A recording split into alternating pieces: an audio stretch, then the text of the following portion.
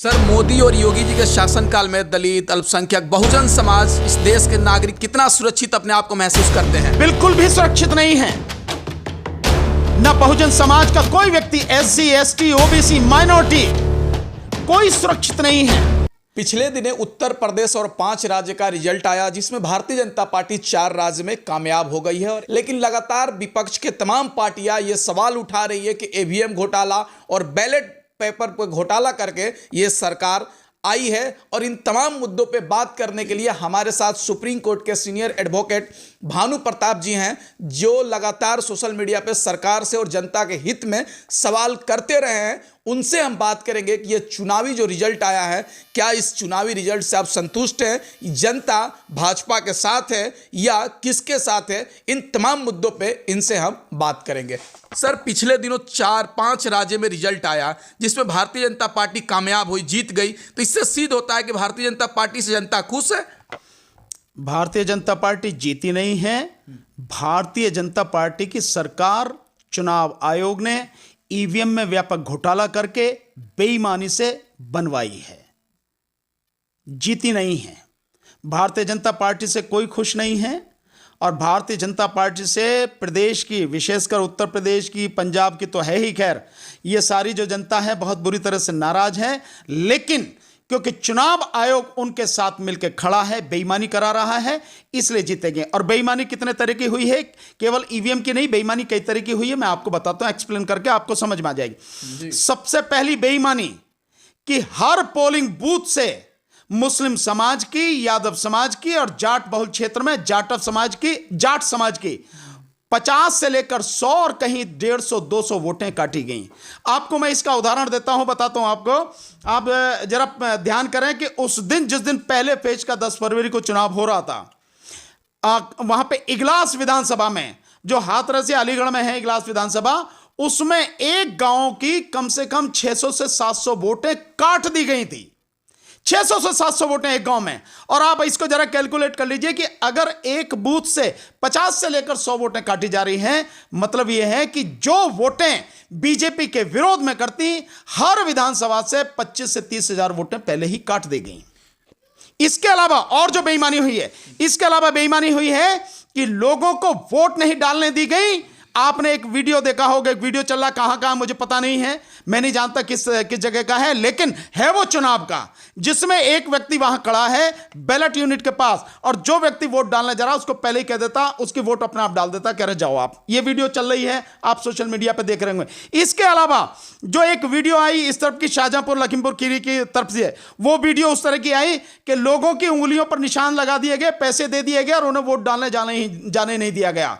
ये वीडियो भी आई है सामने। इसके अलावा और जो चीजें आपके सामने आ रही हैं, वो आ रही हैं कि किस जगह कूड़े के ढेर में, कूड़े के कचरे में और जो गाड़ियों में ईवीएम मशीनें मिली हैं, बैलेट बॉक्सेस मिले हैं, उनके पूरे बक्से भरे मिले हैं। इसके अलावा ईवीएम मशीनें मिली हैं, जो 3 गाड़ियां बनारस में, जिनमें से एक पकड़ी गई, 2 निकल गई, वो सारी चीज सबने देखी है। इसके अलावा ईवीएम में जो जबरदस्त तरीके से कैसे घोटाला हुआ, कैसे ईवीएम बदली गई। बरेली का जो भाजपा का ही एक नेता है, वो कह रहा है कि 200 ईवीएम बदल दी गई हैं, कोई चिंता वाली बात नहीं है, जीते हैं। ये स्थिति है। तो ईवीएम में जिस तरह से घोटाला हुआ है, और ईवीएम में जो घोटाला हुआ है, आप देख रहे होंगे, एक पीठासीन अधिकारी है जो कासमाबाद का है, गाजीपुर डिस्ट्रिक्ट में, वो जो साफ कह रहा है पहले जो हमें ईवीएम दी जा रही है, 2 ईवीएम दी जा रही है मशीन हमें, और कहा जा रहा है कि जो मैनिपुलेटेड है, जिसमें पहले से ही वोटें डाली हुई हैं, वो जमा की जाएंगे। जब उन्होंने सवाल उठाने की कोशिश की तो एसओ ने, यानी स्टेशन ऑफिसर, जो इंस्पेक्टर होता थाने का, थानाध्यक्ष होता, उसने धमका दिया। उसने कहा, मास्टर जी, न केवल नौकरी जाएगी बल्कि आपके खिलाफ में वो भी होगी, एफआईआर भी, जेल भी जाओगे, इसलिए चुप रहो। तो ये सारी वीडियो, ऑडियो चल रही हैं। एक आपने बिजनौर का देखा होगा, जिसमें बेईमानी का एक और ये सिस्टम है कि चीफ सेक्रेटरी के माध्यम से फोन करके कलेक्टर को और कहा गया कि इनको हराना, इनको जिताना, और वो जिताएगा। एक ऑडियो चल रही है जिसमें 3 विधानसभाओं पे इसी तरह से जिताया गया। बिजनौर की वीडियो है, ऑडियो है। आप इतनी समस्या बता रहे हैं चुनाव में, लेकिन भारतीय जनता पार्टी और सरकार कह रही है कि जनता हमारे साथ है, जनता के हित में काम हुआ, 5 साल बुलडोजर चले, राशन बटे, तमाम तरह के काम हुआ, इसलिए जनता हमारे साथ है।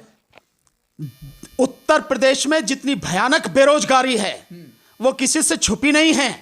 4.5 करोड़ नौजवान 24 करोड़ की आबादी में से 4.5 करोड़ नौजवान बेरोजगार हैं उत्तर प्रदेश में। और जिस तरह से बेरोजगारों पर लठ बजाया गया इलाहाबाद में, सबने देखा, किसी से छुपा नहीं है। और वो भी देखा कि किस तरह से वही बेरोजगार नौजवान रेल की रेल भर के वोटें डालने जा रहे हैं। वही नौजवान किस तरह से अखिलेश यादव जी की रैलियों में थे। कोई भूला नहीं है कोरोना काल में जो हाहाकार मचा, लाखों की संख्या में जो लोग मरे, गंगा में बहती हुई लाशें, रेत में गड़ी हुई लाशें, कोई भूला नहीं है। 24 घंटे शमशान घाट में लाशें जल रही थी और जितने मरे उससे कम दिखाए गए, वो सब भूला नहीं है कोई भी। डॉक्टर नहीं, अस्पताल नहीं, आपके जो ऑक्सीजन नहीं, बेड नहीं, वेंटिलेटर नहीं, ऑक्सीमीटर में घोटाला, थर्मोमीटर में घोटाला, कोरोना किट में घोटाला, मास्क में घोटाला, वेंटिलेटर में घोटाला, सबसे छुपा नहीं है, सबने देखा है। और शिक्षा का जो हाल कर दिया वो भी सबने देखा।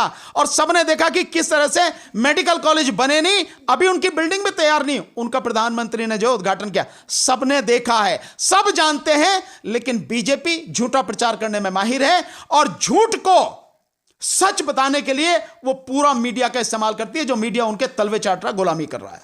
सर, प्रधानमंत्री जी गुजरात मिशन पे निकल गए हैं, बोल रहे हैं गुजरात जीतेंगे। प्रधानमंत्री जी को जब गुजरात जाना पड़ रहा, अब प्रधानमंत्री की बात क्या होगी, बेचारे गली गली घूमते हैं, उनका तो काम ही रह गया। तो बनारस की गलियों में देखा होगा आपने।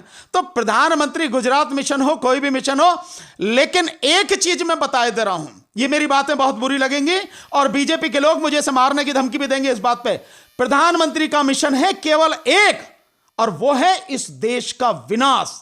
इस देश की 110 से लेकर 115 करोड़ आबादी को गुलाम बनाने का षड्यंत्र, यह है प्रधानमंत्री का मिशन। इस देश के लोग मर जाएं, बेरोजगारी बेतहाशा है, उन्हें कोई लेना देना नहीं है। शिक्षा का निजीकरण करके गरीब आदमी के हाथ से शिक्षा को दूर किया जा रहा है, उनसे कोई लेना देना नहीं है। लोग भूखों मर रहे हैं, कोई लेना देना नहीं है।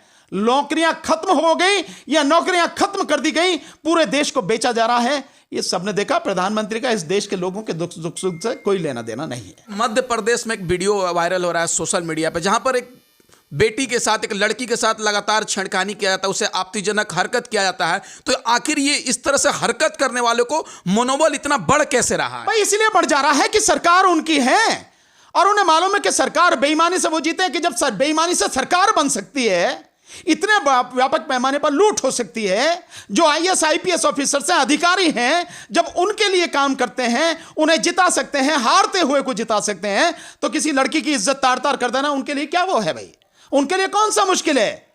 उन्हें पूरी तरह से सरकारी संरक्षण प्राप्त है, शय प्राप्त है उनको, इसीलिए वो सारे करते हैं। अगर कानून का राज होता तो किसी की हिम्मत है किसी की बेटी, किसी बहन बेटी के दामन की तरफ जो उंगली भी उठा दे, आंख भी उठा दे उस तरफ?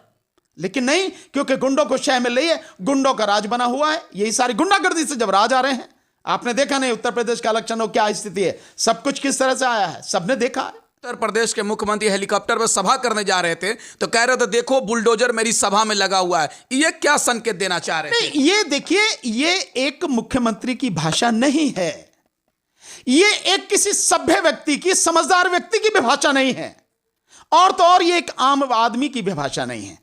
आप बुलडोजर दिखा के आप दिखाना चाह रहे हो तो आप कितने बड़े तानाशाह हो, या आप गुंडागर्दी के दम पर जो हुकूमत चलाओगे। जैसे पिछले जो आपने जितने एनकाउंटर किए उसमें से 117 एनकाउंटर, फर्जी एनकाउंटर के मुकदमे जो सुप्रीम कोर्ट में चल रहे हैं, कितने लोगों के साथ में क्या किया सबको मालूम है, ऐसा तो नहीं है किसी छुपा हो। तो ये जो एक मुख्यमंत्री का जो ये कहना है, जो ये धमकी देना है, ये एक मुख्यमंत्री को शोभा नहीं देता, और उस व्यक्ति को तो बिल्कुल नहीं देता जो एक धार्मिक संस्थान का हेड है, जो सन्यासी के कपड़े पहनता है, जो अपने आप को योगी कहता है, उस व्यक्ति का तो बिल्कुल नहीं। लेकिन इस देश में सब कुछ चल रहा है और उसी के दम पर सरकार आई है, आप सारी चीजें देख रहे हैं, सब कुछ सामने है। सर, मोदी और योगी जी के शासनकाल में दलित, अल्पसंख्यक, बहुजन समाज, इस देश के नागरिक कितना सुरक्षित अपने आप को महसूस करते हैं? बिल्कुल भी सुरक्षित नहीं है। न बहुजन समाज का कोई व्यक्ति, एससी, एसटी, ओबीसी, माइनॉरिटी, कोई सुरक्षित नहीं है। आपको ध्यान होगा जिस दिन ये रिजल्ट आया है, रात को ही लखीमपुर खीरी में वो व्यक्ति, उसके साथ में मारपीट हुई, उसको सर में, उसको जान से मारने की कोशिश की गई, उसके सर में चोट लगी, खून बह रहा, उसकी वीडियो आई हमारे पास तक। जो व्यक्ति वहां उस घटना का चश्मदीद गवाह है, उस व्यक्ति के साथ में बात हुई उसी दिन। और उसके बाद में जो और चीजें हो रही हैं, उसके बाद में आपने देखा कि किस तरह से जो है एक विधायक ने जो कहा, मुसलमानों के विषय में कहा कि भैया यहाँ मीट नहीं बिकेगा, और किस तरह से किस मुसलमानों को बहुत गंदी गाली देकर किस तरह से उनका अपमान किया गया। कहा गया कि मस्जिदों से ये जो लाउड स्पीकर है उतार लो, नहीं तो जो है हम उतार देंगे किसी। मतलब ये सब जो सारी चीजें हो रही, ये तो अभी तो सरकार, अभी तो इन लोगों पे कार्रवाई क्यों नहीं? अभी तो भाई कार्रवाई कैसे होगी? जो सरकार इन सब चीजों को संरक्षण दे रही है, जो सरकार इन सब इस तरह के लोगों के साथ में खड़ी है, वो उनके खिलाफ कार्रवाई कैसे करेगी भाई? कार्रवाई पहले हुई है क्या? एक नहीं कितनी घटनाएं हुई, किसी पर कार्रवाई हुई है क्या? नहीं हुई ना कार्रवाई। कार्रवाई बहुत सिलेक्टेड रूप से हुई। एक धर्म विशेष के लोगों के खिलाफ कार्रवाई हुई, एक जाति विशेष के लोगों के खिलाफ कार्रवाई हुई, उनके खिलाफ मुकदमे लगे, उनके घर मकान तोड़े गए, उनको मारा गया। बहुत साफ है। सब कुछ उनके संरक्षण में, उनकी देखरेख में सब कुछ होता है, उनकी शय पर होता है। अन्यथा किसी गुंडे की इतनी हिम्मत नहीं हो सकती कि इतनी बात कह जाए। उत्तर प्रदेश के युवाओं को रोजगार मिलेगा कि नहीं? ये सरकार रोजगार क्या बात कर रहे हो? रोजगार तो पूरी तरह से खत्म कर दिया गया है। रोजगार तो छीन लिया गया। कौन रोजगार देगा? कोई रोजगार नहीं देगा। जो बचा कुछ है वो भी साफ हो जाएगा। मेरी बात को आप देख लेना, आने वाले समय में सिद्ध हो जाएगी सारा। कोई रोजगार नहीं मिलेगा। रोजगार की गारंटी होती है तो इसका सबसे पहले ये होता है कि जो आपके पास में सरकारी पद खाली हैं, आप उनको भरें। क्या ऐसी कोई कार्रवाई हुई? उत्तर प्रदेश का पिछला 5 साल का रिकॉर्ड क्या है? 18 बार जो एग्जाम हुए नौकरी के लिए, जिनमें 5 बार सरकार ने कैंसिल किए और 13 बार में पर्चा लीक हो गया। 18 बार। उसके बाद कोई भर्ती नहीं, कोई मतलब एग्जाम भी नहीं है। सब आप ये समझ रहे हैं कि क्या स्थिति होगी? किसी के खिलाफ कोई कार्रवाई नहीं। सरकार रोजगार नहीं देना। एक बात ध्यान से सुन लें, आप भी, आपके माध्यम से पूरा देश। भारतीय जनता पार्टी सरकार चाहे प्रदेश में हो चाहे देश में, रोजगार पूरी तरह से खत्म कर रही है। जो नौकरियों के पद खाली हैं वो भरे नहीं जा रहे, और जो रिटायर हो रहा है उसके बाद उसकी भर्ती नहीं हो रही। और अभी मैं उत्तर प्रदेश के विषय में तो एक सुन रहा हूं कि जो पुलिस वाले हैं उनकी उम्र 60 से घटा के 50 करने की बात हो रही है। यह भी स्थिति आ रही है। तो ये सारी चीजें सबके सामने आएंगी। अभी देखना क्या क्या हाहाकार मचेगा। तो रोजगार बिल्कुल नहीं। और जो भी कहीं भी आपको पब्लिक सेक्टर में रोजगार मिल जाए, उन पब्लिक सेक्टर्स को बेचा जा रहा है। तो रोजगार पूरी तरह से तबाह किया जा रहा है, निजीकरण किया जा रहा है। और निजीकरण का मतलब यह है कि निजीकरण में जैसे ही कोई कंपनी, सरकारी कंपनी निजी हाथों में जाती है, 80% रोजगार खत्म। तो बेरोजगारी इतनी बेतहाशा बढ़ेगी। आने वाले 5 साल में आप देखना क्या तबाही होगी। लगातार आप ईवीएम पे सवाल उठा रहे हैं, तो क्या ईवीएम के खिलाफ आंदोलन करेंगे या फिर चुनाव के वक्त ही ईवीएम के खिलाफ आंदोलन करेंगे? आप बहुत जल्दी देखना, पूरी रणनीति के तहत राष्ट्रव्यापी आंदोलन खड़ा करेंगे। और आपके माध्यम से मैं आपसे भी और लोगों से कहना चाहता हूं, सारे सोशल मीडिया के साथियों से कहना चाहता हूं, इस देश को बचाना है तो इस देश के संविधान को बचाना होगा। और संविधान बचेगा तो लोकतंत्र बचेगा, और लोकतंत्र बचेगा तो हमारे अधिकार बचेंगे। आपकी, मेरी, हम सबकी स्वतंत्रता बचेगी। आपकी, हम सबकी जो समानता की तरफ हम लोग काम कर रहे हैं, शायद काम कर पाए। हमारे बच्चे पढ़ पाएंगे, हमारे बच्चों को शायद कुछ अच्छा जीवन मिल पाएगा, हम सुख से रह पाएंगे, शांति से रह पाएंगे, लोगों को रोजगार मिल पाएगा, भाईचारा बढ़ेगा। रोजगार, अगर ये इस देश का लोकतंत्र खत्म, जिसके लिए पूरी प्लानिंग बीजेपी कर चुकी है, तो आप मान लेना इस देश में कुछ नहीं रहेगा, कुछ भी नहीं बचेगा। मैं लिख के दे रहा हूं, देश तबाही के कगार पर खड़ा हुआ है।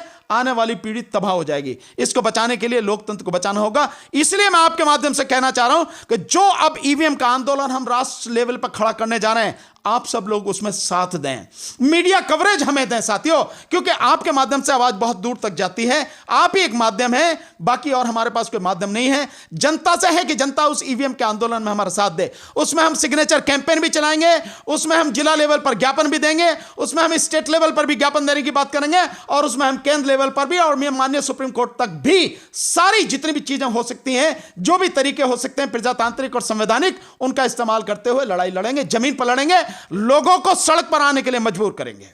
हमारे साथ भानु प्रताप जी थे, जिनसे तमाम चुनाव से रिलेटेड, ईवीएम पे और रोजगार पे और बहुजन समाज के सुरक्षा, तमाम मुद्दों पर हमने बात किया। और इन्होंने कहा कि ये सरकार 5 साल में रोजगार नहीं दी है तो आगे क्या देगी। तमाम मुद्दों पर सर से बात हुआ, सर ने अपनी राय दी। तो प्लीज आप भी अपना राय कमेंट बॉक्स में डालें, और अगर आपने मेरा चैनल को सब्सक्राइब नहीं किया है तो प्लीज सब्सक्राइब कर दे, ताकि लोकतंत्र का चौथा स्तंभ पूरे तरीके से सरकार के हाथों में है। यही जो सोशल मीडिया है जो सच्चाई दिखाने का काम कर रहा है, तो प्लीज आप लोग इसको सब्सक्राइब करें और दूसरे से भी सब्सक्राइब करवाएं।